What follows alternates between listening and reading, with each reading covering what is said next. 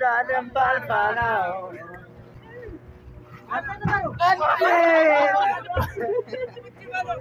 Kamu kono aku bisa kata tanah ti, tanah bukti, barda kisah terkampung. Itu kilometer agisi ada nomor berapa kilometer baru budar ti. Kalau mau kilometer baina budina rati kilometer ada.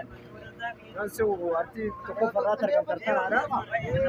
Nah, aku bukan tenjar, mereka kerja aku lokam pakada. Nah, kerja jadi ada. Aku lokam pakada. Argudit tanah kamakal bahar dar. Desa terkampung dah. Mujile muya dature, muya maya mare dature. Allah aku nak shasha. Shambaramba ya jajira. Aku nu wali shasha jatan Afrika. Bumi zamula tu dah gamat. Enggak. Gubernur nama ambira kada watam bayar jira cajiru. Ijole wallo aku nak kena koca Marta tu tak kena pada cuci. Baca cuci. Dulu sini nak saya cuci.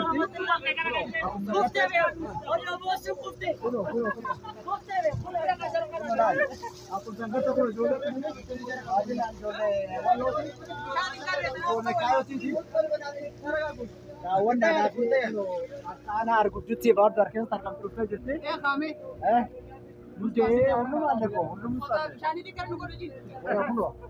kamera lo nak baru fi arada, sirki beri hukum sekali tinggi deh.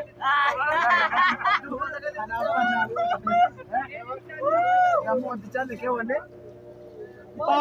Di dona sena peti. Dua kamu saya kami tadi. Gibu. Baru, kutica. Aja. Oya. Raka.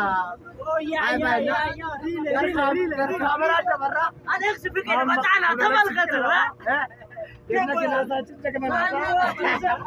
Sandro, susu mana? Ayahnya. Berikut. Mustahil.